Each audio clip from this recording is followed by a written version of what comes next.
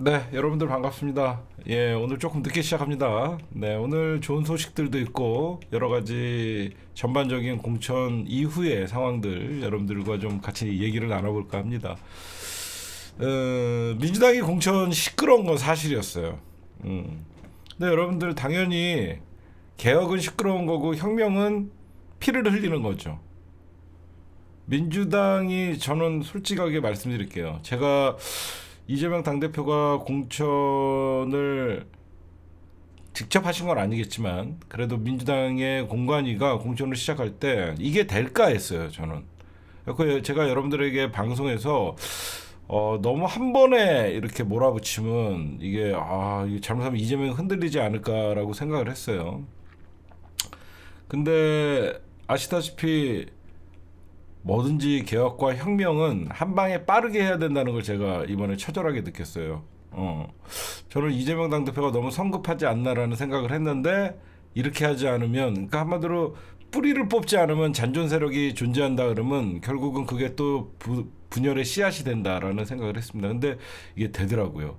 그러면 민주당이 이번 공천 과정에서 언론에 포화를 맞추면서 뭐 사천이니 이재명 방탄 공천이니 이런 얘기를 들으면서도 묵묵히 나아가고, 지금은 이제 이재명 당대표가 3월 들어서 이재명 당대표 중심으로 이제 전국적 유세를 하면서 정권 심판론에 집중하는 모습, 거기에 이제 민주당의 원로라고 생각했던 분들도 다시 돌아오고, 도저히 이번 공천이나 이런 과정에서 수긍하지 않고 반발할 것 같았던 사람들은 수긍을 하고 오히려 제발 나가줬으면 했던 애들은 알아서 기어 나가고, 이런 일들이 왜 발생했냐고 하고 왜 시끄러웠냐면, 모든 개혁의 시작은 제가 늘 뭐라 그랬어요, 여러분들. 음. 모든 개혁의 시작은 제가 여러분들에게 뭐라고 얘기했습니까? 인적 쇄신이에요. 그렇죠? 아무리 제도나 어떤 그 뭐 당원 당규를 개정한다 그래도 사람이 바뀌지 않으면 바뀌지 않아요. 음. 사람이 바뀌지 않으면 바뀌지 않아요. 그래서 인적 쇄신이 가장 힘든 거예요, 정치에서. 그래서 이번에 저쪽은 그냥 김건희 방탄 공천, 김건희 특검 막기 위한 공천을 하다 보니까 현역들의 어떤 재배치가 너무너무 당연시되고 오히려 초선을 희생양으로 하고 지역구의 도전자들을 그냥 죽여버렸죠. 모든 조직이 그래요. 사람의 인적 쇄신이 가장 중요한 거고, 사람이 바뀌어야지 생각이 달라지고, 사람이 바뀌어야지 행동이 달라지고, 사람이 바뀌어야지 어떤 그 정당의 정체성이 바뀌어지거든요. 근데 제가 여러분들 알다시피 여태까지 친노 친문을 지금 제가 비판하고 민주당에서 나가야 된다고 했던 사람들 과거에 저랑 다 친했던 사람들이고 여러분들이 지지했던 사람들이에요. 그렇잖아요. 우리가 친문은 개혁, 친노 친문은 개혁, 반문은 오히려 그 사람들을 날려야 된다라고 했던 시절이 있어요. 그게 불과 3년 전밖에 안 돼요. 근데 어떻게 이렇게 급속도로 시간이 바뀌면서 인적 쇄신의 대상이 됐냐? 저번에도 설명했듯이 권력을 쥐어줬을 때 그 권력을 써보지 못하고 안주하면서 집권 여당병을 걸리면서 결국 이번 공천은 당원들의 심판에 의한 공천이었어요. 그렇죠? 근데 여태까지 왜 당원들은 이렇게 답답하고, 당원들은 계속 진일보하면서 민주주의의 가치, 진보의 가치를 더욱더 확장시키면서 당원들은 제 갈 길을 가고 있었는데, 여의도가 왜 따라오지 못했냐? 왜 여의도는 그동안 바뀌지 못했냐? 바로 당원 당규에 권리당원의 참여가 인정이 되지 않았기 때문에 박용진 같은 애들이 늘 전당대회를 하면 국민 여러 아니 민주당의 최고위원을 뽑고 민주당의 당대표를 뽑는데 국민 여론조사가 왜 필요합니까? 제가 예전에부터 얘기했잖아요. 그렇죠? 제가 예전부터 민주당의 당대표를 뽑고 민주당의 지도부를 뽑는데 왜 국민 여론조사로 하냐? 응? 그 말가 그래서 제가 많은 비판을 했었어요. 국민의힘보다도 민주당이 당원 당규는 더 후진적이다. 라고 제가 여태까지 많이 비판을 했었죠. 그래서 저희가 당원 당규 개정하라는 운동을 민주당사 앞에서 거의 한 달을 했었어요. 이런 민주당의 인적 쇄신을 할 수 있었던 원인 여러분들 보면서 뭘 느꼈어요? 제가 그렇게 목에 피가 나도록 여러분들에게 이런 말씀을 드렸죠. 여러분들 분함은 말로 하지 마시고 당원 가입하셔라. 기억나십니까? 저 때문에 민주당 권리당원 되신 분들도 꽤 많죠.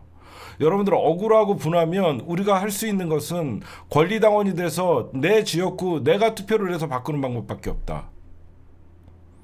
그래서 여러분들 대부분 당원 가입, 당원 가입은 그냥 정치에 약간 미친 사람들이 좀 하는 거야. 그런 사회적 분위기가 있었잖아요. 불과 한 10년 전, 20년 전만 해도. 근데 어느 순간 내가 당원 가입을 안 하면 내가 소중하게 생각하는 정치인을 지킬 수 없을 것 같다라는 생각이 들어서 너도나도 이제 당원 가입을 시작하게 된 거죠.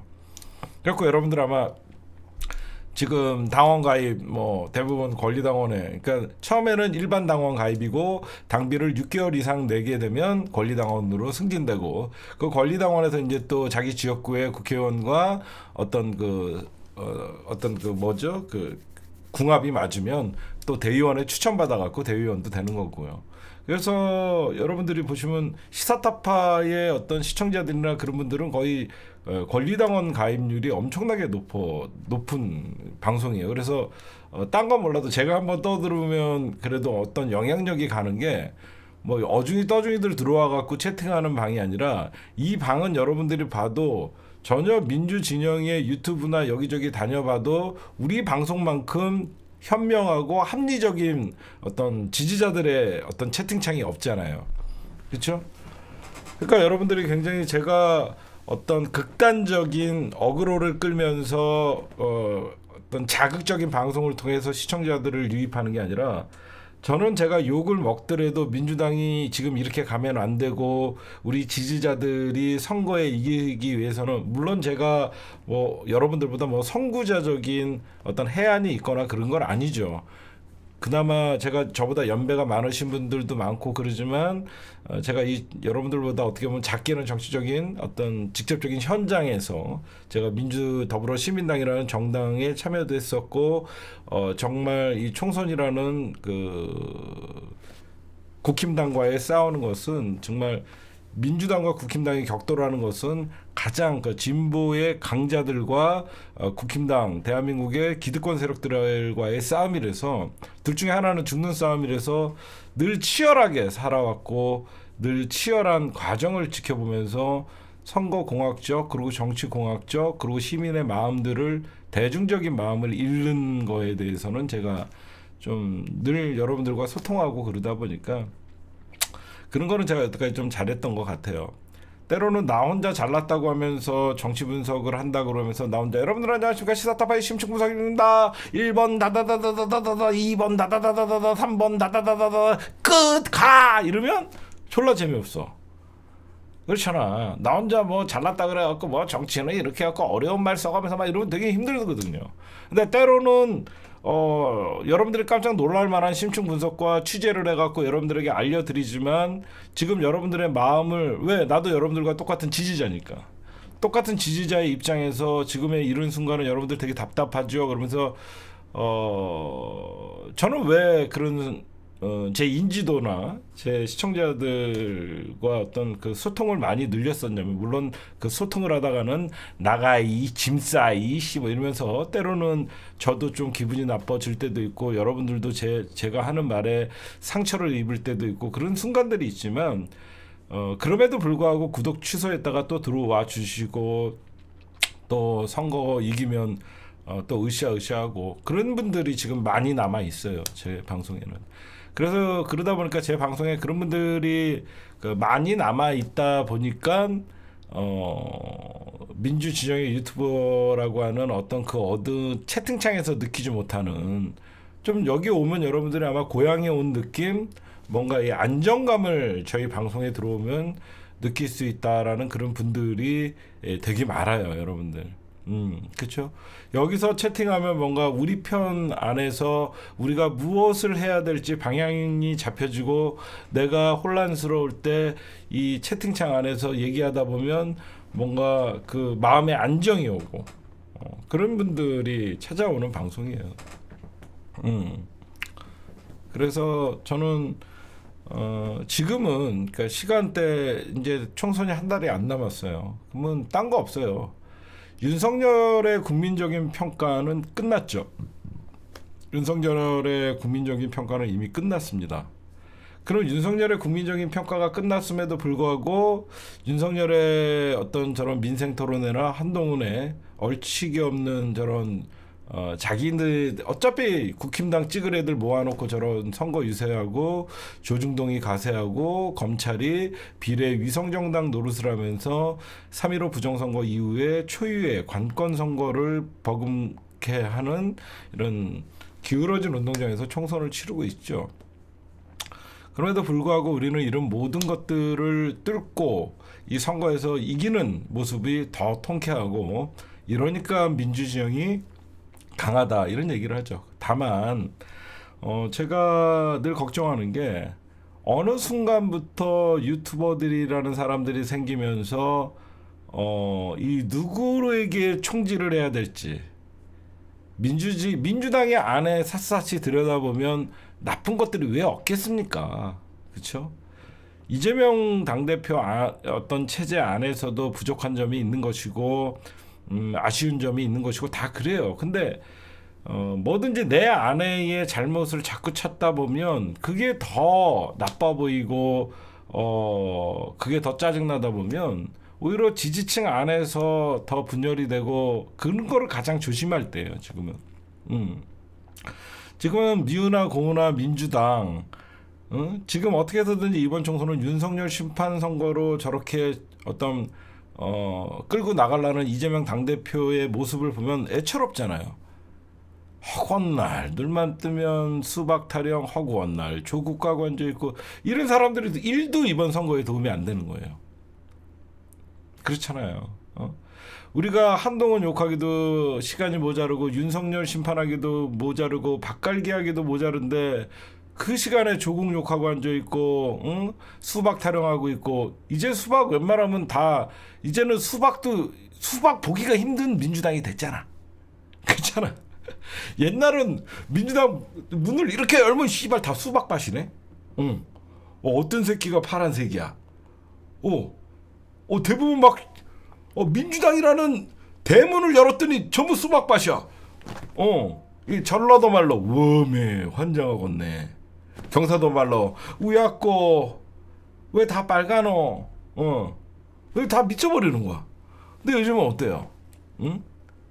요즘은 어때요? 빨간색 찾기가 힘들잖아. 그렇죠? 그러니까 이런 어떤 당원들의 노력이 있었기 때문에 그 당원들의 힘을 믿고 민주당 지도부가 어떻게 보면 혁명적인 공천을 한 거예요. 이거는 혁명적인 공천이에요. 왜 혁명적인 공천이라는 제가 얘기를 하냐면요. 이번 총선의 무한 책임은 누구한테 있다? 이재명 당대표예요. 이번 총선에서 민주당이 패배하면 이재명 당대표의 정치 생명도 끝나요. 그래서 지역구에서 최소한 160석 이상은 나올 거라고 생각해요. 나올 수 있다라고 생각하고. 근데 이번 총선의 환경이 너무 좋죠. 총선에서 선거에서 제가 여러분들에게 가장 중요한 게 뭐냐면 구도예요. 구도는 누가 봐도 민주당이 유리해요. 그 다음에 인물입니다. 구도, 인물. 그 다음에 지지자들의 단결, 당원들의 통합. 이게 구도, 인물, 통합. 이 세 개가 이 선거를 좌지우지하는 거예요. 그래서 제가 딴 건 못해도 제가 지지자들의 마음을 한 곳에 모으게 하는, 제가 또 여러분들 알다시피 거리의 달변가 아닙니까? 그렇죠? 거리에 저의 그 대중적 연설을 보면 심장이 뛰잖아요. 이런 말도 안 되는 대한민국을 누가 만들었습니까? 국민의힘이 보수의 탈을 쓰고 언제까지 대한민국을 망치는 것을 우리가 봐야 됩니까? 이제는 바꿔야 됩니다. 이건 너무 식상해. 그렇죠? 뭐 이런 대중 연설을 하면 선거는 사람들의 마음을 움직이는 거예요. 선거는 사람들의 마음을 움직여요. 그렇죠? 왜? 얘 찍을까? 이런 중도가 있어. 분명히. 그래서 이번 총선의 포커스, 그리고 이번에 좀 제가 바깔기를 여러분들 빈틈 틈새 공략의 바깔기를 좀 할까 생각합니다, 여러분들. 그래서 여러분들이 좀 많이 생각을 해주시고 오늘 방송 시작하도록 하겠습니다. 네, 늘 함께 해주셔서 감사드리고, 예. 드디어 여러분들 이제 박용진이라는 저는 박용진을 정치인이라기보다는 기회주의자라고 늘 생각을 했어요. 왜 그러냐면 박용진이가 오늘 정봉주 의원한테 컷오프 됐죠. 경선에서 졌죠. 일제히. 그러니까 박용진은요, 조중동 한경호 할 것 없이 다 응원받아요.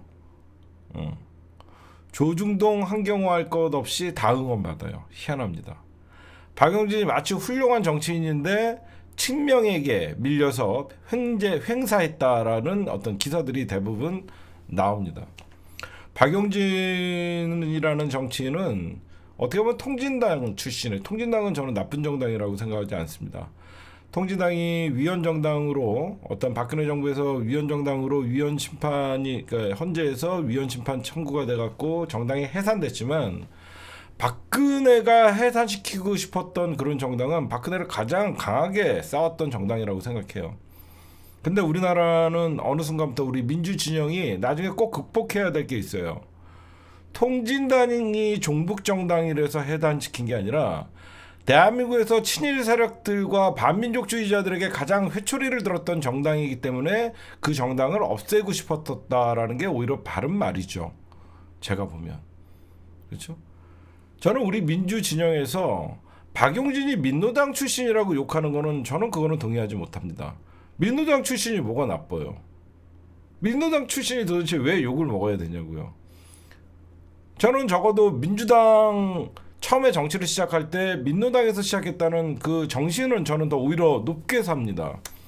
민노당이라는 정당에서 시작하는 것은 민주당에서 시작하는 정치보다는 배지 달기가 더 힘들고 뭔가 사회를 바꾸고 노동자들을 위하고 민주주의의 어떤 이념과 신념이 더 강한 사람들이 모여있는 정당이 저는 민주당보다 더 왼쪽에 있는 정당이 민노당인 건 맞잖아요. 그렇잖아요. 저는 그래서 박용진이 민노당 출신이다라고 욕먹는 거는 동의할 수 없습니다. 왜?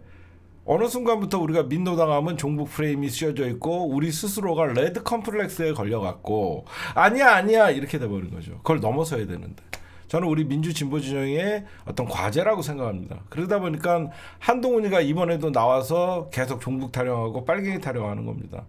지금 더불어민주당의 비례연합의 어떤 진보당의 어떤 과거 민노당 출신들이 그러니까 통진당의 다음 정당이 진보당이거든요, 여러분들. 그러니까 예전에 민노당에서 분파가 되죠. 정의당이 떨어져 나오고 민노당이 해산된 다음에 진보당이 된 거예요, 현재. 그래서 진보당과 민주당이 연대를 했다 그래갖고 종북정당이라고 하면서 지금 색깔론을 여러분들 씌우고 있는 겁니다. 그걸 여러분들이 좀 아셔야 돼요. 그래서 저는 늘 말씀드리지만 언제까지 이런 한동훈이나 대한민국의 조중동이 이 빨갱이 프레임에 우리가 아무렇지도 감흥 없이 그냥 우리는 맨날 우리가 빨갱이 아니라고만 얘기를 해야 되거든요. 근데 여러분들 저는 22대 국회에서요. 이 대한민국이 앞으로 저는 우리의 목적은 국민의힘이 저는 국민의힘이 위헌정당이라고 생각합니다. 제가 만약에 민주당의 당대표면 저는 국민의힘을 위헌 심판에 올려갖고 제가 정권을 잡으면 무조건 저는 국민의힘은 역사 속에서 사라지게 하는 게 저는 대한민국이 먼저 해야 될 일이라고 생각해요. 반민족 정당 국민을 학살한 정당이 어떻게 민주정당의 가치를 걸고 보수의 가치를 걸고 저 따위로 국민들을 속이고 집권을 할 수 있습니까? 그렇죠? 물론 이건 이상적인 얘기죠. 제가 왜 이런 생각을 하냐면요. 빨갱이라는 말은요. 폭력이에요. 근데 우리는 어느 순간부터 그 폭력을 당해놓고도 엄청난 폭력의 트라우마를 당해놓고도 난 빨갱이가 아니야 이러고 말아요. 굉장히 중요한 얘기입니다.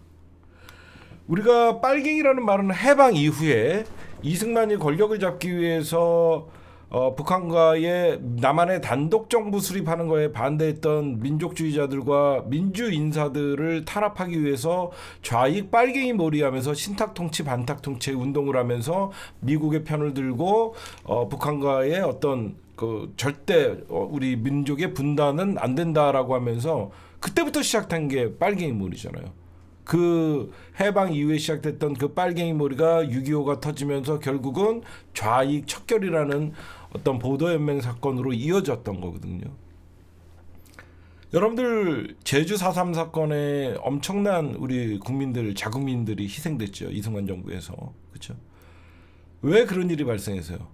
과거 지금이야 우리가 언제적 빨갱이 머리 하면서 우스갯소리로 넘길 수 있지만 과거에 너 빨갱이지 하면 그 집안은 3대가 멸하는 무서운 사형 선고였어요. 그렇죠? 너 빨갱이지는 사형 선고의 말이었어요. 근데 이제 우리는 시대가 변했다 그래갖고 무슨 빨갱이 타령이라고 하지만 아직도 빨갱이라는 단어로 같은 국민에게 폭력을 쓰는 인간들이 있죠.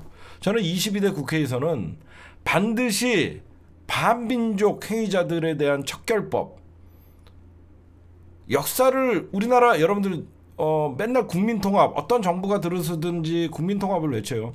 국민통합이 왜 안 될까요? 죄 지은 놈들을 척결하지 않아서 그런 거예요. 죄 지은 놈들이 단죄되지 않았기 때문에 그 죄 지은 놈들에게 원한이 있는 사람들이 대대손손 한을 품고 살기 때문에 그들을 용서할 수 없는 거예요. 국민통합은 죄 지은 자들을 단죄하는 것부터 시작돼야 돼요. 빨갱이란 단어를 쓰거나 같은 국민을 종북몰이를 하거나 대한민국의 정당인들을 종북몰이하고 간첩몰이 한다든가. 왜 북한 간첩이 늘 대한민국 국민들 머릿속에는 간첩 니꼬라면 북한이 떠올립니까? 가장 나쁜 놈들은 일본 간첩이죠. 일본과 미국을 바지가랑이 잡아서 나라의 모든 어떤 국익을 일본에게 팔아먹고 미국에게 팔아먹는 권력을 유지하기 위해서 국민들을 희생양을 삼아갖고 미국과 일본에게 바지가랑이를 잡는 이런 놈들이야말로 반민족 행위자들이잖아요. 제가 여러분들에게 말씀드리고 싶은 것은 우리가 시작이 잘못됐으면 지금이라도 그 시작의 단계를 밟아가면서 5.18을 북한군 소행이라고 하는 새끼들은 언제까지 이런 사람들을 그냥 망발로 취급할 거? 이건 범죄예요. 그렇지 않아요? 범죄 행위자를 왜 막말로 치부하면서 그 사람들이 계속 그냥 그런 말을 하게끔 냅두냐는 거죠.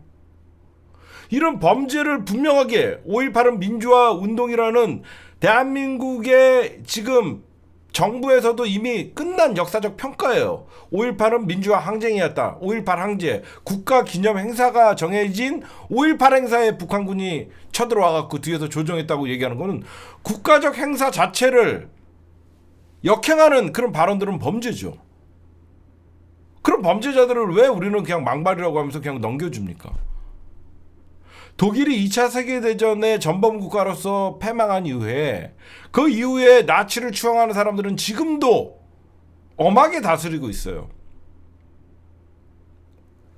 제대로 된 해방 이후에 반민족 행위자들의 척결이 없었고 그 이후에 그들이 권력을 잡아서 여태까지 이렇게 이런 사회가 됐고 국민적 통합이 이루어지지 않았고 가짜 보수가 등장하고 결국 그 가짜 보수들이 종북몰이를 해서 권력을 유지하는데 이건 너무너무 여러분들이 식상하게 많이 알고 있지만 이거를 법과 제도로 만들어서 이제 5.18에 대해서 폄하하는 일베들이라고 그냥 5.18 폄하하면 일베야? 이게 아니라는 거예요. 5.18을 북한군의 소양이고 5.18은 폭동이라고 얘기하는 자들은 법에 의해서 처벌하는 게 강력하게 만들어 놓으면 다시는 그런 자들이 나오지 않는 것이고, 응? 일본을 찬양하고 대한민국의 근현대사를 뒤집는 역사적 쿠데타를 벌이는 자들에게는 준엄하게 대한민국 국민으로서 반민족 행위, 반역죄죠. 우리가 어떻게 일본의 식민지 지배를 받았는데 일본에게 경제적 어떤 그 식민지 근대화론을 펼쳤던 자들이 지금 용산에서 홍범도 장군을 지우려고 하고 김구 선생님을 지우려고 하고 대한민국의 독립의 역사를 지우려고 하는 자들, 이 사람들만큼 대한민국의 반역죄를 행하는 자들이 어디 있어요? 저는 반드시 22대 국회는 이 반역죄, 저는 국가보안법 폐지 잘 안 했다고 생각해요. 이제는 그 국가보안법이라는 그 법이 사문화되기도 했지만, 진짜 국가보안법은 과거에 북한을 찬양하고 그런 사람들을 잡는 국가보안법이 되면 안 되고, 일본을 찬양하고 미국에게 모든 국익을 넘기는 새끼들에게 국가보안법을 적용해야 된다고 생각합니다. 그렇죠? 언제까지 국가보안법이 북한을 대처하는 빨갱이 머리의 국가보안법이 돼야 합니까? 일본을 찬양하는 것도 찬양 고무죄가 돼야 되는 거예요. 저는 지금 뉴라이트 새끼들은 전부 국가보안법으로, 일본을 찬양하는 놈들은 대한민국 식민지의 아픈 역사를 오히려 일본에 의해서 경제 발전했다는 데는 전부 국가보안법으로 처벌해야 돼요. 저는 그래서 22대에서는 국민통합 어렵지 않다. 저들의 잘못된 기본부터 우리가 하나씩 바꿔나가면, 한번 대한민국 단 한 번도 작살을 내보지 못한 이 대한민국의 뿌리채를 정말 근본을 바꿔놓으면, 감히 어디서 5.18을 폭동이라고 하는 새끼들은 이 땅에서 없어지게 되는 것이고, 일본이 식민지 지배한 것을 찬양하는 새끼들은 입 꺼냈다가는 진짜 감옥에 가는, 그런 대한민국의 정의를 보여주는 사회가, 그게 국회가 할 일이고 그게 정치가 하는 일, 해야 할 일이라고 생각합니다. 언제까지 5.18이 폭동이니 5.18이 북한군손이 이런 거 갖고 국민들 갈등이 일어나고, 이런 갈등 요소를 해결하지 않는 게 정치권이에요. 오히려 국힘당은 5.18이 폭동이라고 하는 자들을 공천을 주고, 그런 자들을 오히려 정치권에 자꾸 배출을 함으로써 국민적 갈등을 일으키는 거잖아요. 갑자기 이게 방송이 갑자기 엉뚱한 방향으로 갔죠. 죄송합니다. 하여튼 저는 그렇게 생각해요. 늦었다고 생각할 때 진짜 바로 잡아야지, 그게 대한민국의 국민 통합의 길이라고 생각합니다. 국민 통합이 안 되는 이유는 국힘당이 대한민국의 보수 정당으로 있기 때문이에요. 그 다음에 박용진 같은 애들은 이제 제가 늘 말씀드리지만 앞으로 민주당에서 볼 일 없습니다. 근데 다행히 박용진이가 뭐 어떻게 나올지 이제가 중요합니다. 박용진 떨어진 게 중요한 게 아니에요. 이번에 선거 결과를 보면요, 박용진이가 더 많이 표는 얻었어요. 정봉주 의원보다 근소한 차이로 박용진이가 표는 더 많이 얻었는데, 하위 10%라는 페널티에 적용이 돼갖고 박용진이 결국은 정봉주 의원한테 졌는데, 제가 늘 얘기하지만 선거가 진 다음에 모범적인 사례가 박광훈이죠. 그렇지 않아요? 제가 며칠 전에 여러분들 박광훈은 우리가 수박이라고 욕하고 그랬지만, 막상 자기 지역구에서 3선을 하다가 페널티 받고 지면 그 기분 정말 좋지 않을 것이다. 근데 자기를 이긴 김준혁 후보를 열심히 돕겠다고 이런 모습은 우리가 박수 쳐줄 만하다. 그렇죠? 이게 민주당 지지자들이 해야 될 일이에요. 너 한번 수박이었으니까 넌 계속 죽어야 돼. 이거면 선거 못 이겨요. 박광훈을 미워했지만 박광훈이가 선거에서 졌어요. 근데 내가 나를 이긴 후보를 돕겠다 그러면, 아, 그동안 박광훈님 오해해서 죄송합니다. 열심히 도와주세요. 이게 우리 민주당 지지자들의 자세가 돼요.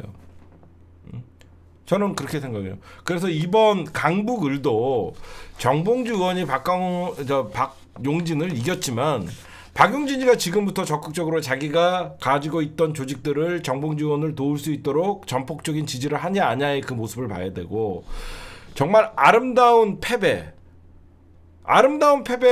하는 의원들이 많이 나오면 나올수록 저는 민주당이 이번 총선에서 대동단결해서 윤석열 정권의 심판의 선거가 될 거라는 생각을 합니다. 그렇죠? 그래서 오늘 이재명 당대표도 그렇고 임종석 실장에게 이재명 당대표가 고맙다고 했어요. 임종석 실장에게 임종석 고맙다. 공동선대위원장 부탁했으나 고사했다. 당 결정 수용해줘서 감사하다. 굉장히 흥분했어요. 제가 며칠 전에 가장 열받았던 게, 제가 임종석 그만 욕해라. 이제 선거 공천 끝났으니까 임종석 그만 욕하고 임종석이 이제 전현희 돕게끔 하고 전현희를 안 도우면 어떡해요. 이겨야 될 거 아니에요 거기. 그랬더니 임종석은 수박이고 죽여야 돼 이러면 이성적인 좀 지지자가 아니잖아요. 그쵸?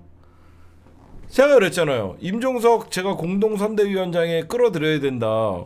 이재명 당대표의 뜻이에요. 왜 나한테 그래? 응? 왜 나한테 그래? 응? 그렇잖아. 이재명 당대표가 왜 그러면 임종석을 끌어들이려고 할까?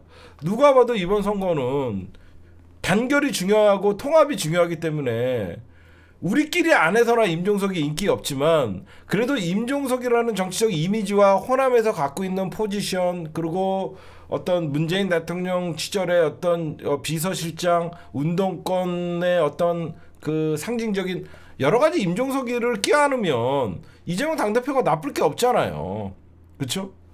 임종석이가 만약에 탈당해갖고 이낙연이한테 붙어갖고 뭐 호남 홀대로 외치면 얼마나 꼴보기 싫습니까? 저는 이낙연이가 진짜 야비한 놈인 게 임종석이가 딱 공천 못 받으면서 딱 그 다시 재심청을 요구하니까 이낙연 갑자기 기자회견 하려다가 잠깐 기자회견을 연기하도록 하겠습니다. 예, 잘하면 임종석 실장이 이쪽으로 올 수도 있습니다. 혼자 개수작 부렸잖아요. 야비하게. 근데 임종석 실장이 오늘 이재명 중심으로 똘똘 뭉쳐서 이번 총선은 이겨야 된다. 저는 이게 운동권 정신이라고 생각해요. 저는요. 적어도 민주화 운동을 했다는 인간들은 저 윤석열이나 대한민국의 전두환 세력들이 조금이라도 이로운 짓거리를 안 하고 마음에 들지 않고 받아들이기 힘들지만 민주당 안에서 싸우는 게 저는 운동권 세력들의 저는 정신이라고 생각해요.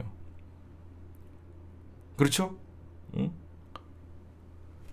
저는 여러분들 이번에 정말 어떻게 이렇게 저는 수박들이 우리 마음을 잘 알고 있는 것 같아요.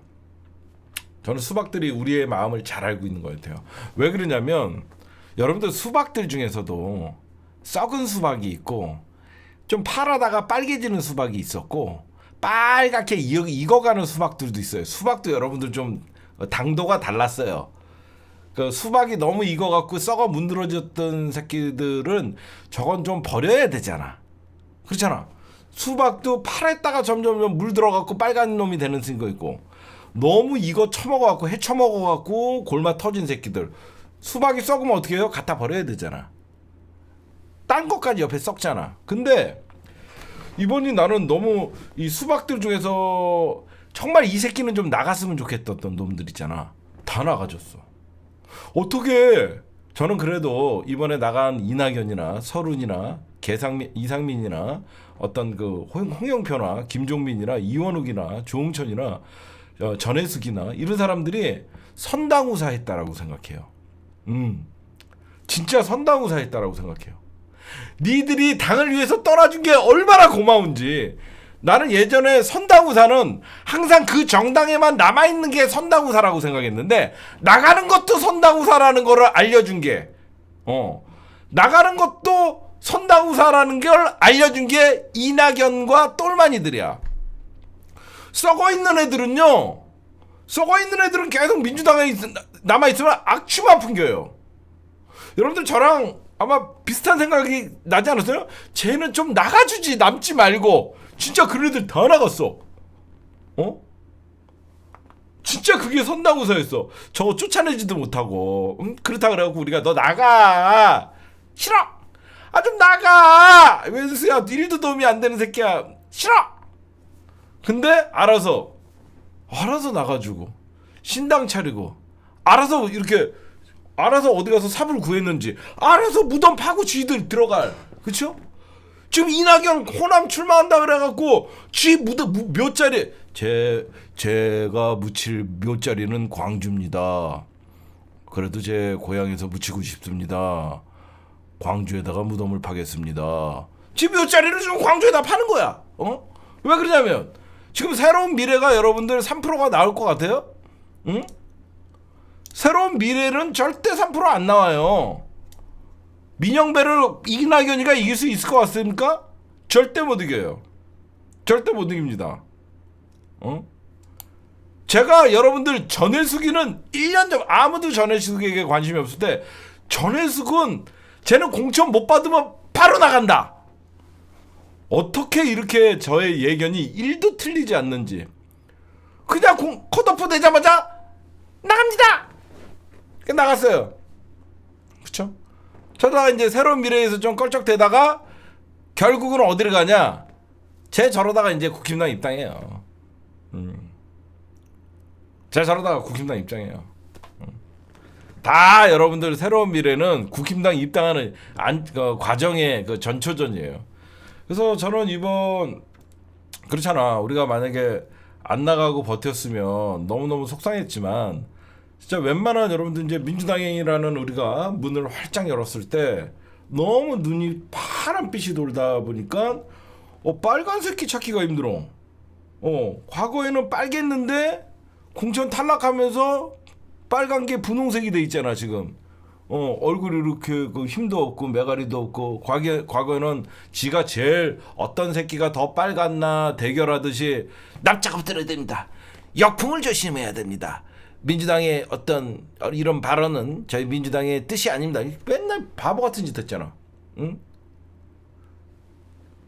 그랬는데 이제는 민주당이 이제 빨간 놈들은 거의 공천 탈락을 하고 이제 그러니까 여러분들에게 제가 왜 이런 얘기를 하냐면요. 이제부터는 여기저기 다니면서 여러분들 유튜브 방송 많이 보시죠. 물론 제 방송을 보시는 분들은 대부분 김어준 총수 방송이나 제 방송 2개 외에는 잘 안 보셔요. 그쵸? 그거 아는데 많이 보시고 돌아다니면 그 채팅창 개판이죠. 다 민주당 죽여야 조국 죽여 민주당 죽여밖에 없어. 그런 식으로 해갖고 총선을 어떻게 치르냐고. 이번 선거는 윤석열 심판 선거가 돼야 됩니다. 제가 부탁하는 게 이제는 수박 타령하는 사람은 뿌락치다. 수박 타령하는 사람은 뿌락치. 그리고 이제는 수박이 수박 됐다 그래서 수박 아니 생각해 봅시다. 여러분들이 싫어하는 고민정이 광진을에 공천이 됐어요. 오신환이랑 붙습니다. 고민정 싫다고 고민정 낙선 운동한다는 새끼가 제정신입니까? 응? 안 그래요? 고민정이 싫다고 고민정 낙선 운동하자는 놈이 과연 이재명 당대표의 지지자고 민주당 지지자일까요? 그냥 민주당에서 공천 받으면 이젠 수박이건 참외건 도마도건 뭐 딸기건 그냥 지지야. 안 그래요? 이제는 그냥 민주당 공천 딱 확정돼갖고 국힘당과 대결 구도가 딱 되는 순간은 그게 민주당이 당선되면 이재명 당대표 플러스 1띵 전투력 하나 올라가는 거야. 민주당 의원이 배지가 가슴에 하나하나 달릴 때마다 이재명의 전투력은 하나씩 올라가는 겁니다. 이제는 과일이건 야채건 그냥 다 우리 편이야. 이제는 과일이건 야채건 다 우리 편이다. 그래서 최근에 어떤 박광원 의원님이나 임종석 실장 그리고 여기저기서 공천 반발해서 탈당할 것 같았던 사람들이 남아서 돕겠다 이런 분들 보면서 여러분들은 이제 응원 좀 많이 해주시기 바랍니다. 알겠죠? 그렇게 했으면 좋겠다. 그 다음에 여러분들에게 이제 간단하게 좀 정리를 해주면 오늘 10차 경선이 4곳에서 발표가 됐는데요. 박용진이 안 된다고 봐요. 김종인의 명언이었죠. 안 된다고 봐요. 진짜 안 됐습니다. 그 다음에 서대문 갑의 대장동 변호사 김동아 변호사가 승리를 했고요. 그 다음에 전용기 김동아, 정봉주, 이영선, 전용기, 김동아 이렇게 승리했습니다. 그 다음에 여러분들에게 좀 말씀드리고 싶은 게 이 서대문 갑 선거가 저는 이번에 좀 센세이션을 일으켰다고 생각해요. 왜 서대문 선거가 센세이션을 일으켰다라고 여러분들이 좀 말씀드리고 싶냐면 이 서대문이라는 지역구가 여러분들 우상호 의원이랑 그 서대문 구청장 출신이었다가 지금은 기초단체장이 됐던 연세대학교 학생회장 출신들의 싸움이었어요. 이 서대문 의리, 서대문 갑인가요? 서대문 갑이 연세대 총학생회장 출신 우상호, 연세대 총학생회장 출신들의 싸움이었어요. 그래서 우상호 의원이 4번 이기고, 이성현이가 2번 이기고 우상호 의원이 4번 이겼어요. 우상호가 6번 중에 총 6번을 붙었는데 우상호가 4승, 이성현이 2승 이렇게 했었는데 이성현은 이제 그 서대문 갑을 떠났고 우상호도 불출마를 하면서 사실상 새로운 어떤 그 김동아라는 어떤 세대 교체가 되는데 여기를 전국 선거로 만들어 버렸죠. 그렇죠. 그래서 서대문 갑에 해당하지 않은 분들도 이번에 이게 권리당원의 힘입니다. 이번 서대문 갑의 선거가 거의 무슨 민주당 당대표 뽑는 선거였어요. 그런 느낌 없었어요? 전국에서 민주당 권리당원이 전국에서 투표를 하고 서대문 갑에서 어떤 지지율 30%였고 이번에 청년 어떤 이 공천은 거의 민주당 전당대회를 버금게 하는 선거였다. 그래서 강북을에는 최종적으로 정봉주, 나라라 정봉주, 떴다 정봉주 의원이 당선이 되셨고요. 공천이 되셨고 서대문 갑에는 김동아, 세종 갑에는 이용선, 그다음에 화성정은 새로 생긴 지역구죠. 여기에 전용기 비례대표가 됐다. 이렇게. 전용기가 좀 마음에 안 들지만 민주당이 되는 순간 응원합시다. 지금 아마 국힘당은 내심, 그러니까 불안하니까 짓는 거예요. 지금 불안하니까 마구마구 지져대고요. 지금 제가 여러분 딱 보면서 민주당은 자연스럽게 뭔가 여러분들 민주당이 싸울 줄 아는 정당이라고 제가 오늘 느낀 게 뭐냐면 자연스럽게 선대본으로 넘어와요. 여러분들 굉장히 이 선거를 좀 밖에서 이렇게 한 발짝 뒤에서 지켜보면 어떤 게 여러분들이 어떤 걸 보셔야 되냐면 민주당은 자연스럽게 여태까지 언제 싸웠냐는 듯이 김부겸이 등장하고 이해찬이 등장하고 이재명이 등장하고 임종석이 가장 시끄럽게 했는데 임종석이 이재명 중심으로 돌파해야 된다. 웃기죠? 이게 민주당의 힘이에요. 마치 막 임종석 공천 안 주면 탈당하고 민주당 친명 비명 막 쪼개져 갖고 분당하고 이럴 것 같았는데 며칠 지나면 어때요? 김부겸이 합류하고 이해찬이 합류하고 이재명이 합류하고 박광온이 선당 우사한다 그러고 이게 뭐냐면요. 싸워본 사람들이 해서 그런 거예요. 집권 여당을 해봤던 민주당의 힘이에요. 근데 이번에 제가 그래도 이 사람들은 정치적으로 멀리 볼 줄 아는 사람들이구나. 이번에 떨어졌어도 다음에 정치라는 게 여러분들 영원한 친명의 시대는 없죠. 친명의 시대도 언젠간 끝나죠. 언제 끝나냐? 이재명 당대표가 대통령 되면 친명의 시대도 끝나요. 이재명 당대표 대통령하고 물러나면 또 새로운 어떤 시대의 정치 지도자가 나타나겠죠. 그게 바로 누구다? 접니다. 그게 누구다? 게테르테예요. 그럼 내가 저는 학살 공천할 거예요. 혁명 공천 이런 거 없어요. 그냥 학살 공천. 모든 공천은 제가 합니다. 그 새끼 모든 평가는 제가 해요. 친개야? 반개야? 친개야? 잘 나가다가 잠깐 농담. 너 친개야? 반개야? 죄송합니다. 여러분들 웃으라고 한 거고. 그래서 어떻게 보면 민주당은 여러분들 굉장히 막 4분 의회들 될 것 같고 막 진짜 막 밖에서 이낙연이 낙엽 막 그 빗자루 들고 왜 이렇게 낙엽이 안 떨어지는 거야? 이 씨발 새끼들이 약속을 해놓고 아무도 안 나와. 영찬아 떨어졌으면 기어 나와 이 새끼야. 계속 쓰레받기랑 그 빗자루 들고 있는데 아무도 안 나오니까 그냥 파멸을 한 거야. 광주에 나가겠습니다. 이렇게 된 거예요. 그렇죠? 근데 국힘당 봐봐요. 뭔가 이상하죠. 그냥 윤석열 18개 시도 돌아다니면서 그쵸? 윤석열 그냥 18개 뭐 윤천조가 돼버렸잖아요. 윤천조. 아 이거 바꾸겠습니다. 그린벨트 그냥 풀어버리십시오. 얼마면 됩니까? 50조. 아 당장 이번에 끝나고 하겠습니다. 윤천조가 돼버렸어요. 윤천조. 응? 세수는 펑크 나갖고 56조라는 돈도 없어갖고 쓰지를 못하는데 벌써부터 18군데를 다니면서 윤천조. 응? 이 지랄 됐어요. 그러면 여러분들 잘 봐요. 왜 국힘당이 이번에 검사 정권이라서 한동훈이라는 깐죽이가 이재명 당대표나 까고 까불지만 국민들은 다 지켜보고 있어요. 뭐냐? 선대위가 없죠. 그렇죠? 뭔가 바보들 같죠. 선대위가 없잖아. 예전 같으면 국힘당도 여러분들 정계 어떤 사람들이 모여갖고 선대위를 꾸며요.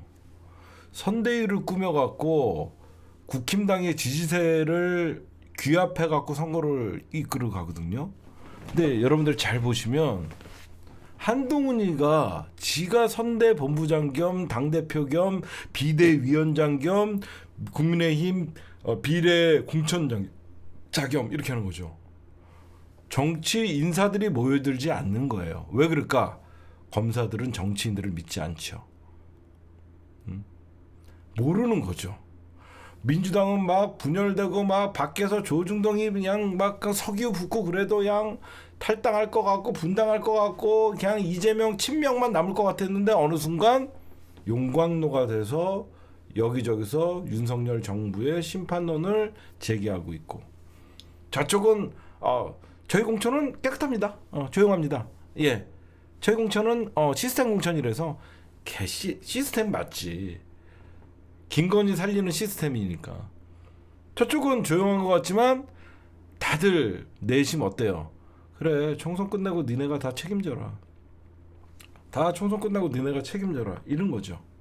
그러다 보니까 처음에 많이 흔들려 보였던 의자가 많이 흔들려 갖고 불안해했던 민주당이지만 누군가가 이제 그 의자가 중심을 딱 잡아주는 축들 김부겸이라는 축, 이해찬이라는 축, 이재명이라는 축 그리고 친문 핵심들의 탈당이 아닌 민주당에 대한 선당우사가 되면서 의자 4개를 누군가가 딱 잡아주니까 더 이상 민주당은 흔들리지 않고 우리가 이제 하나가 돼서 이번 윤석열 심판론으로 가는 거죠.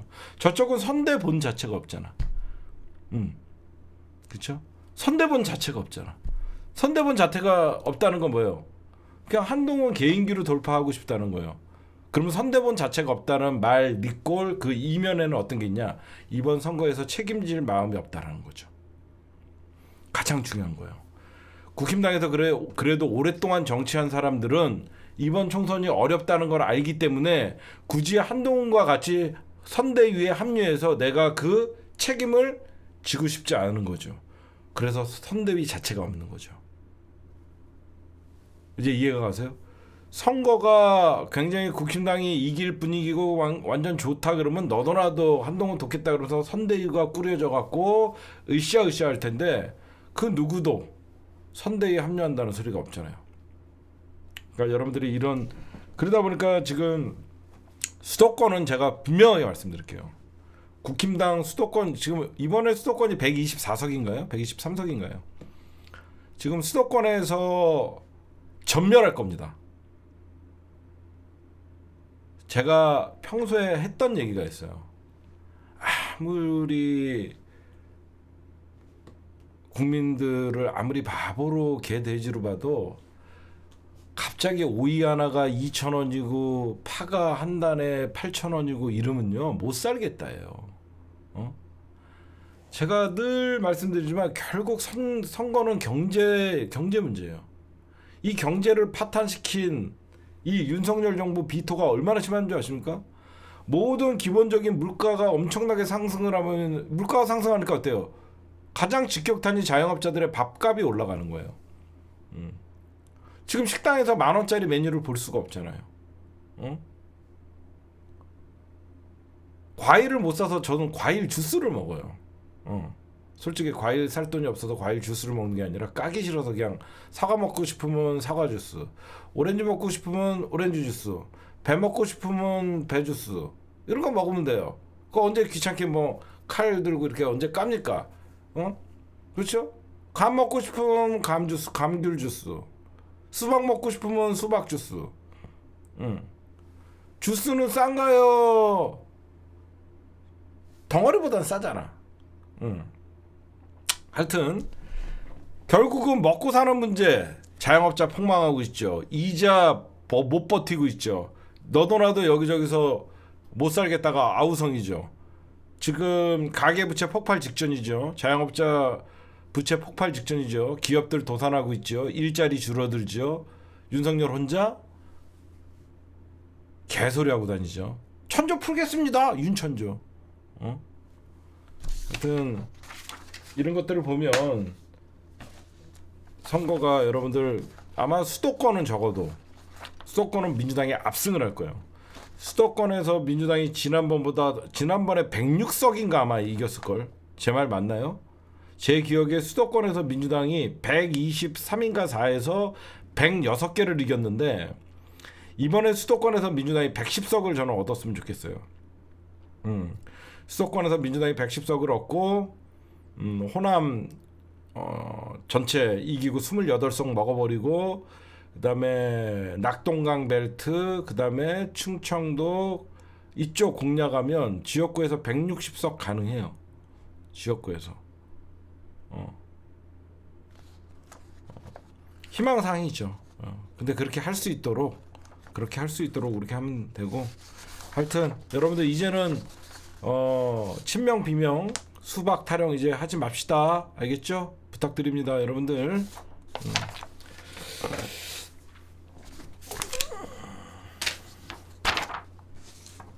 왜 그러냐면 승부처는 선거는 수도권이에요.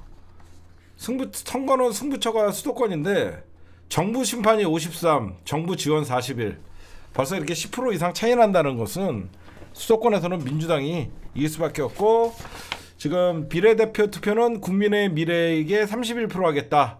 더불어민주연합 19%, 조국혁신당 19%, 둘이 합치면 38%. 비례도 민주 진보가 훨씬 앞서고 있습니다.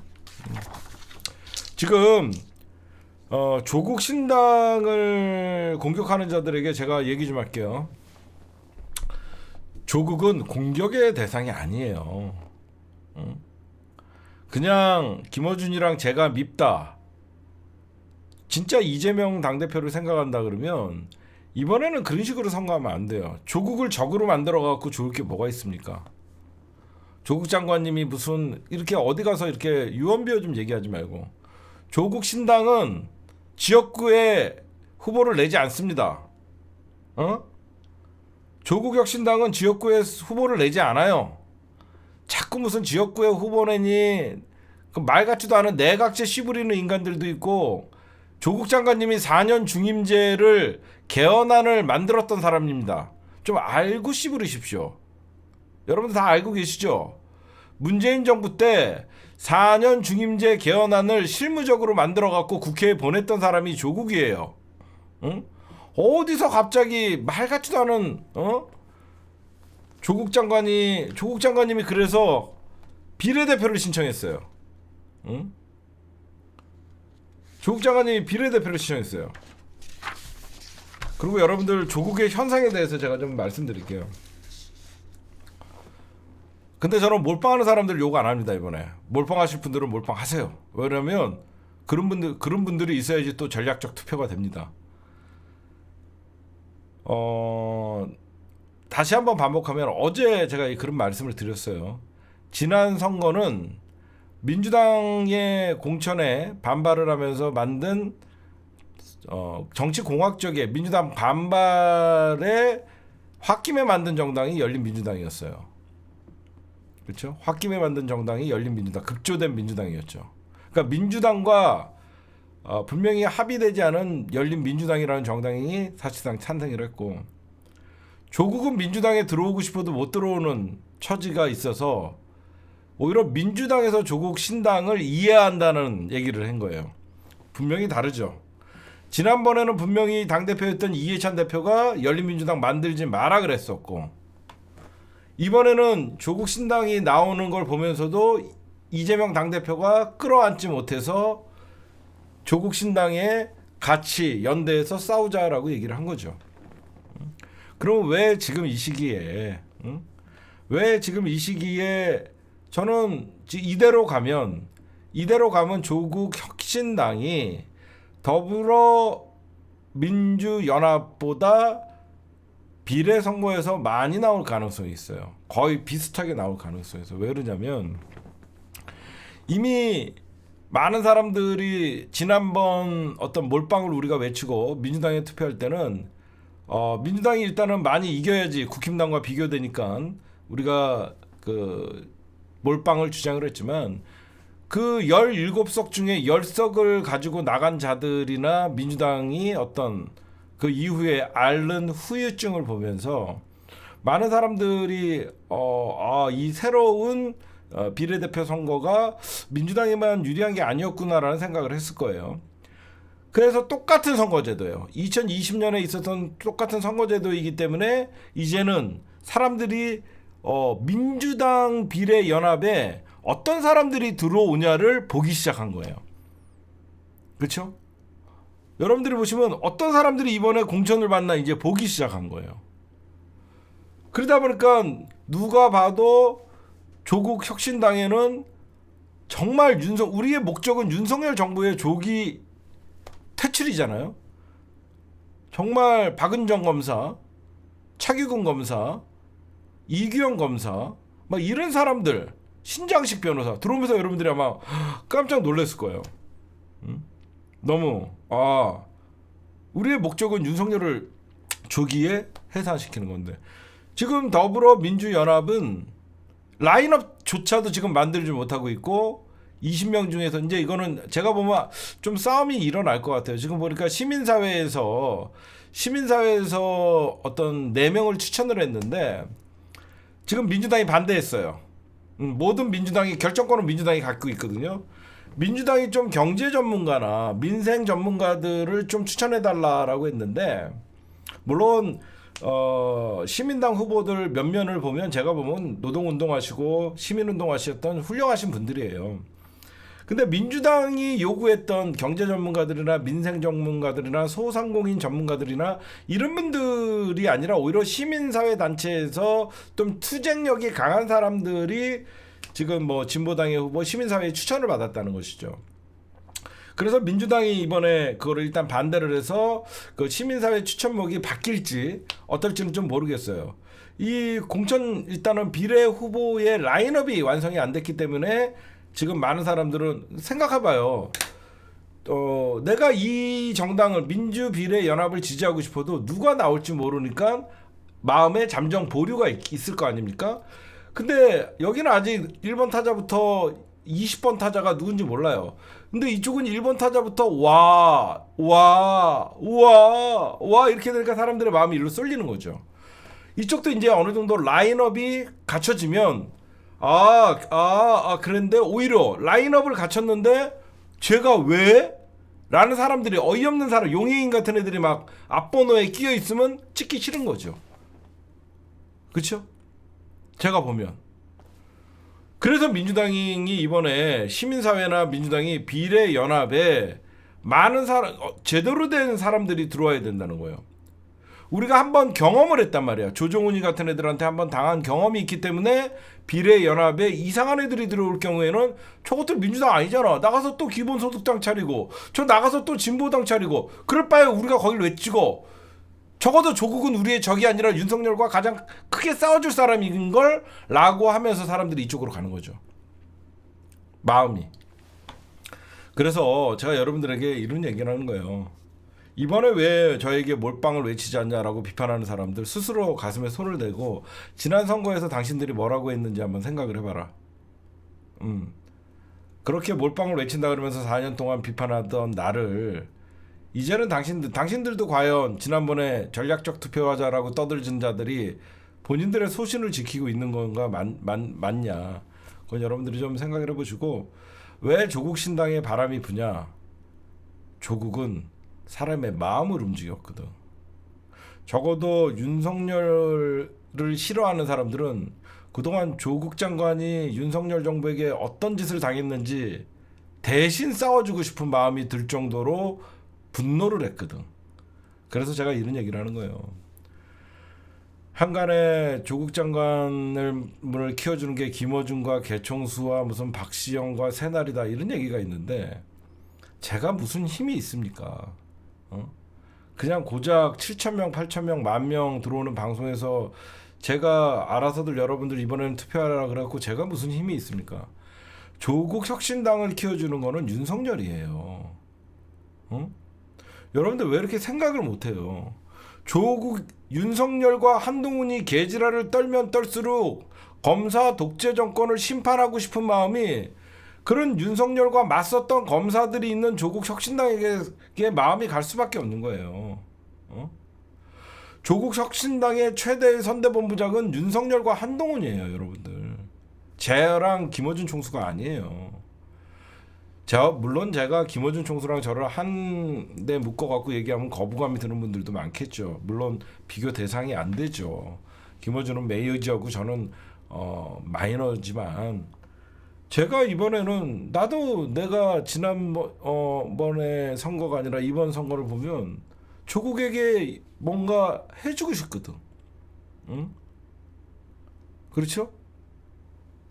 뭔가 조국에게 무기를 하나 들게 해주고 싶은 마음이 있는 거 아니에요? 저는 그래요. 저렇게 당한 조국에게 가만히 있어라는 4년 동안 가만히 있었으면 됐지. 이제는 조국에게 뭔가 무기라도 하나 들고 싸우라고 해주고 싶은 게 지금 조국 신당의 현상이라고 저는 생각해요. 아마 저랑 우리 시청자 여러분들이 그렇다 그래갖고 저는 그런 말은 쓰고 싶지 않아요. 지역은 민주당, 비례는 조국 신당 이런 말은 쓰고 싶지 않습니다. 여러분들 이번에는 몰빵하실 분들은 몰빵하시고 조국 신당 찍어주실 분들은 찍어주세요. 그래야지 전략적으로 어느 정도 밸런스가 맞을 것 같아요. 몰빵이 틀린 게 아니고 조국 신당을 다 찍는다 그래서 그게 또 옳은 건 아닙니다. 그래서 저는 이번 선거는 여러분들의 마음 가는 대로 저는 찍어라. 전략적이 아니라 여러분들 마음대로 왜 그러냐면 제가 몰빵하라 그랬다가 4년간 욕을 먹었잖아요. 그래서 이번에는 몰빵을 외치지 않은 거예요. 니들이 나한테 4년 전에 몰빵이 옳았다 그랬으면 이번에도 몰빵을 외쳤겠지. 근데 니들 여태까지 내가 몰빵 외쳤다가 4년 동안 욕 먹었는데 이번에 몰빵 외쳤다가 또 4년 동안 욕 먹으면 나 56이야. 56가지 몰빵 때문에 8년간 욕먹은 대한민국 최고의 불우한 기자가 될 수밖에 없어. 몰빵 때문에 8년 동안 욕먹기 싫어.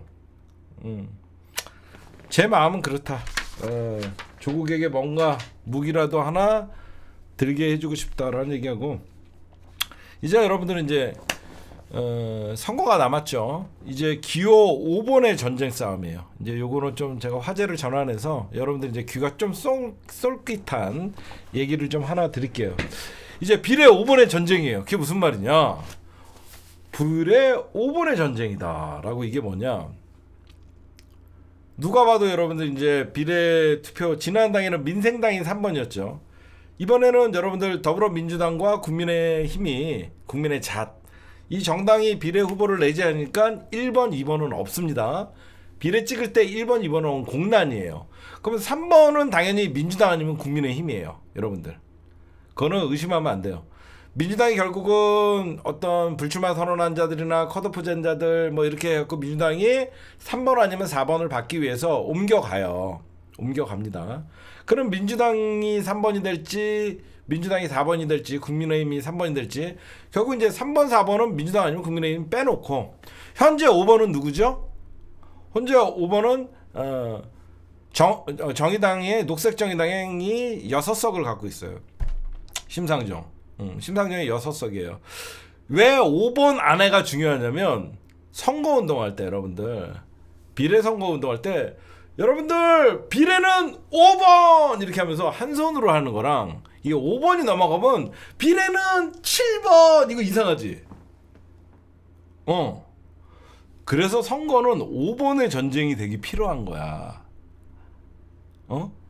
5번이 넘어가면 6번 찍어주세요. 이거 이상하단 말이야. 1, 5인지 모른단 말이야. 그래서 이 5번의 전쟁이 되기 심각한 거예요, 여러분들. 그렇잖아. 여러분들 선거는 4번, 지역은 1번, 비례는 3번 뭐 이렇게 하는 거나, 지역은 1번, 비례는 18번. 말이 안 되잖아. 어? 비례는 36번. 이상하잖아. 이번에 위성정장 비례대표, 그러니까 비례대표 그 신청한 정당이 50 몇 개래. 응? 비례대표가 50 몇 개래. 비례대표는 49번입니다. 49번? 나 어렸을 때 내 반에서 내 번호도 기억이 안 나는데. 그래서 여러분들 이 5번 전쟁이 중요한 거예요. 그래서 지난번에 더불어시민당이 5번이었거든요. 리아 여러분들 오해하시는데, 리아는 비례대표가 아니에요. 리아는 지가 기어 들어간 거예요. 리아는 조국 혁신당에 입당을 한 거지, 조국 혁신당에서 인재 영입을 하거나 당직을 준 게 아니에요. 여러분들 입당은 막을 수가 없는 거예요. 알겠죠? 입당은 막을 수가 없는 거니까 그냥 리아는 여태까지 이재명 하다가 그냥 뭐 여기저기서 뭐 교수들 따라다니고 그러다가 이제 안 되니까 그냥 조국 혁신당에 들어갔는데 입당이 아닙니다. 응? 입당이 아니고 뭐죠? 영입이 아니에요. 입당이에요. 그러니까 아무 상관없어요. 그냥 연예인들의 추악한 모습을 보여주는 거예요. 그냥 도와줬으면 깨끗하게 도와주고 그냥 자기네들 할 일을 해야 되는데 뭐 하나 해먹으려고 왔다 갔다 하는 것들이 제일 꼴보기형이에요. 하여튼 과연 이제 싸움이 어떻게 되냐. 현재는 정의당이 5번이에요. 6석을 갖고 있으니까. 정의당이 6석을 갖고 있으니까 5번입니다. 그 다음에 이제 개혁신당 4석이죠. 조응천, 유원욱, 양경숙, 그 다음에 또 한 명 누구 있죠? 뭐 하나 있어요. 한 4명 정도 되지 않나요? 그래서 6번이에요. 현재 7번은 어디냐? 7번은 이제 조국 신당인가요? 7번이 조국 신당인가요? 황운하 의원이 한 명 있어요. 하여튼 어떻게 되든지 이 5번 싸움도 우리가 좀 눈여겨봐야 된다. 5번 싸움도 좀 여러분들 눈여겨봐야 된다. 이렇게 좀 말씀드리고 싶어요. 왜 5번 안에 아무리 못 들어가도 10번 안에만 들어와도 10번도 괜찮아요. 비례는 10번 이것도 괜찮잖아. 그렇지? 차라리 뭐 8번 뭐 7번도 괜찮죠. 비례는 럭키 세븐 뭐 이런 것도 괜찮은데 비례는 9번 뭐 이런 거 이상하잖아. 그래서 하여튼 7번 10번 또는 7번 이런 것도 괜찮다. 예, 그 다음에 제가 이제 여러분들이 선거 끝난 이후에 벌어질 일들에 대해서 여러분들에게 더불어민주당이 총선에서 승리를 하면 어떤 일이 벌어지나 기분 좋은 분석을 하나 좀 해드릴게요. 이번 총선 4월 이제 29일 남았나요? 29일 이후에 벌어질 일 조금 있다가 여러분들 말씀드리도록 하겠습니다. 네, 이번 이제 4월 10일 날 총선이 끝나요. 이번 4월 10일 날 총선이 어떻게 끝나냐에 따라서 총선이 끝나도 여러분들 생각해 보세요. 제가 저번에도 잠깐 얘기했죠. 2달이라는 국회가 있다. 1달 반이 있습니다. 한 달 반이라는 시간이 있다. 법무부 장관 탄핵합니다. 왜? 민주당이 아쉬울 게 뭐가 있어. 검사 탄핵, 법무부 장관 탄핵. 이게 왜 좋냐면 이종섭이 출국을 하면서 이건 말도 안 되는 짓거리를 해갖고 법무부 장관 탄핵이 가능하고 선거 끝났는데 역풍 타령할 필요 없잖아. 응? 이종섭이 왜 풀어줬냐? 법무부 장관 탄핵하면 많은 사람들이 공감을 해요. 아직 21대 국회거든. 그쵸? 이번 4월 10일 날 총선이 끝나도 국회는 21대야. 어차피 떨어진 사람들 모으면 뭐야? 여태까지 수박 소리 들어갖고 억울한데 선명성이라도 보여주자. 그래야지 다음이 있다. 그렇잖아요. 그래서 지금 민주당이 진짜 그거 노리고 있는 게, 저번에 손준성이 이런 애들 지금 탄핵안 올리고 막 했잖아요.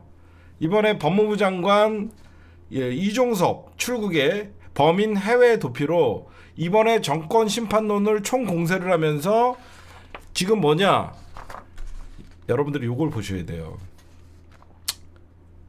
최상병 특검을 민주당이 언제 올렸냐면, 이 최상병 지난해 9월 8일 날 최상병 특검을 패스트 트랙으로 태웠습니다.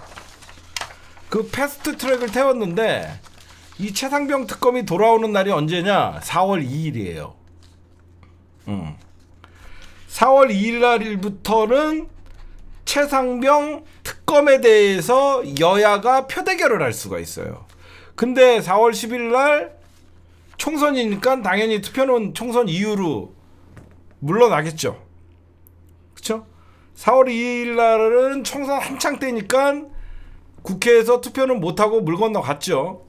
4월 10일 날 이후에 최상병 특검에 대한 국회 표결이 있겠죠. 그럼 당연히 민주당 단독으로도 150석을 넘길 수 있으니까 최상병 특검은 당연히 통과가 되겠죠. 그럼 윤석열은 총선 패배를 만약에 국힘당이 하면, 국힘당은 당연히 어떻게 해요? 이제 각자 도생이죠. 이제 공천 눈치 볼 거 없잖아. 국힘당이 당연히 찬성을 할 가능성이 많죠. 그럼 어떻게 되냐? 이 최상병 특검이 국회에서 통과되는 순간 이종섭을 출국시켰다는 건 뭐죠? 윤석열과 이종섭은 공범이라는 거 되는 거죠. 윤석열이가 왜 이렇게 허겁지겁, 야 빨리 보따리 싸, 빨리 나가, 지금 나갑니까? 뭐 임명장 씨발 뭐 필요 없으니까 빨리 나가, 도망가, 야 법무장관 빨리 풀어. 이종섭과 윤석열은 공범이에요. 저는 이 최상병 특검을 결국은 이종섭을 해외 도피시키고, 결국은 민주당이 이 특검이 진행되면요, 이건 윤석열 탄핵 사유가 됩니다. 결국은 특검이 이종섭 해외 도피한 거 소환하고, 법무부 장관 탄핵하고, 국회, 그러니까 4월 총선, 이게 뭐가 중요하냐면 4월 만약에 민주당이 5월 달에 최상병 특검을 5월 달에 민주당이 만약에 밀어붙였어요. 통과가 됐어요. 근데 대통령이 거부권을 행사했어요. 그럼 어떻게 돼요? 22대 총선에서 김건희 특검이랑 다 같이 올려버리겠죠. 그러면 국정의 주도권을 시작부터 민주당이 쥐는 거죠. 김건희 특검, 최상병 특검, 이태원 특검, 뭐 양평고속도로 뭐 그건 다 묶여갖고. 그래서 이게 여러분들 지금 민주당이 이제 역풍 타령할 것도 없고, 지금 여러 가지 현안에 대해서 민주당이 다 탄핵을 해버릴 수 있어요. 굉장히 중요한 겁니다, 이거. 왜? 윤석열, 이종섭은 공범입니다. 굉장히 중요한 내용이고, 총선 성적표가 국회 통과를 어떻게 할 것인가 얘기할 수 있다. 만약에 민주당이 여러분들 200석 이상을 갖고, 만약에 범민주정이 200석 이상을 갖고 있다라고 얘기하면 최상병 특검을 거부권 행사를 못합니다. 해봐야 22대에서 또 올릴 게 뻔하니까. 그렇죠? 하여튼 이것도 굉장히 중요한 요소다라고 여러분들에게 좀 말씀드리겠습니다. 누구 탄핵을 해야 될까요? 법무부 장관 탄핵하고, 한동훈이는 도망갈 테고, 한동훈이는 100% 해외로 튈 거고, 김건희 특검은 다시 올리면 되고, 잡을 놈들이 한둘이 아니죠. 잡을 놈들이 한둘이 아니죠. 다 날려버려야죠. 신원식 다 탄핵시켜버리고 뭐 총선 끝나는데 민주당이 뭐 역풍 타령하거나 뭐 겁날 게 어딨어. 검찰총장도 탄핵시키고 민주당이 이제 주도권을 잡고 22대부터는 윤석열이 그냥 식물 만들 수 있습니다. 그렇게 여러분들이 좀 생각하고 기분 좋게 이번 총선 하나된 마음으로 치렀으면 좋겠습니다. 김태효는 탄핵할 사람이 아니지, 파면이지. 파면. 대통령이 임명한 거고. 그렇지, 방통위원장 이런 애들 다 속아낼 수 있지. 하여튼 여러분들 총선 잘합시다. 화이팅.